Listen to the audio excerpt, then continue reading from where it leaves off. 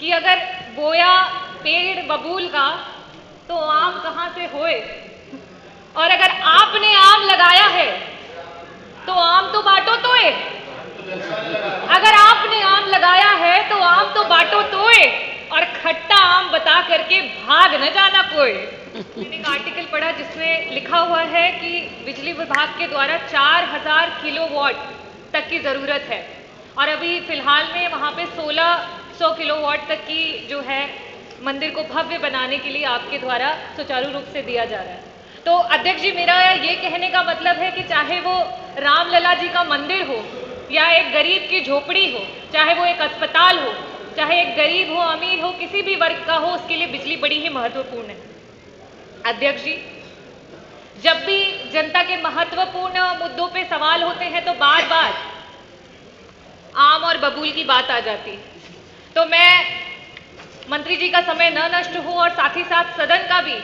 महत्वपूर्ण समय न नष्ट हो, तो मैं ये कहना चाहूंगी कि अगर बोया पेड़ बबूल का तो आम कहाँ से होए, और अगर आपने आम लगाया है तो आम तो बांटो तोए।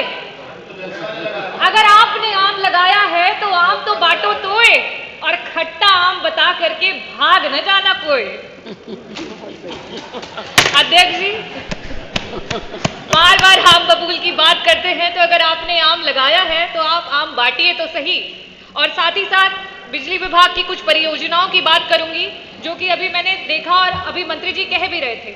कि आपने थर्मल प्लांट्स और हाइड्रो प्लांट्स की बात की। घाटमपुर के यूनिट 1, 2 और 3 जिसकी आपने डेट दी कि आप 31 मार्च 2023, जुलाई 2023 और नवंबर 2023 में उसको शुरू करेंगे। ओबरा सी में यूनिट 1 और 2 की बात करें कि फरवरी 2023 और अक्टूबर 2023 में उसको शुरू करेंगे। जवाहरपुर की बात करें कि आप मार्च 2023, और पनकी के लिए भी आपने बोला था कि 31 अक्टूबर 2023 तक आप उसको शुरू करेंगे। हाइड्रो प्लांट्स की आपने बात करी तो आपने वहां पे कहा कि आप मार्च 2023 तक और अगस्त 2023 तक आप जो आपका सुबसिरी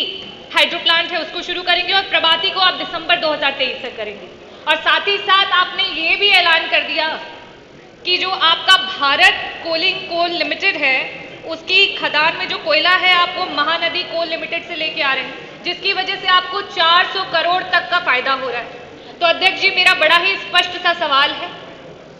और मैं आकांक्षा करती हूँ कि जनता को और साथ ही साथ सदन में बैठे हुए प्रतिनिधियों को बड़ा ही स्पष्ट जवाब भी आएगा।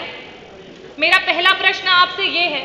कि जिन जिन परियोजनाओं को कागजी रूप से आपने गिना दिया है, उनमें से कितनी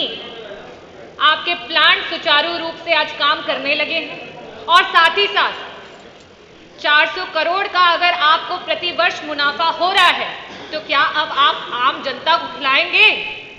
और जिस तरीके से चाहे वो दिल्ली की सरकार हो या राजस्थान की सरकार हो, उन्होंने 200 यूनिट बिजली मुफ्त की पूरी जनता की, 100 यूनिट पहला जो उनके उपभोक्ता के होते हैं उनकी बिजली को माफ किया, तो क्या आप भी उत्तर प्रदेश की जनता को मुफ्त 300 यूनिट बिजली देने के लिए तैयार हो चुके हैं? मेरा दूसरा प्रश्न ये है कि आज चाहे वो सीनियर सिटीजन्स हो,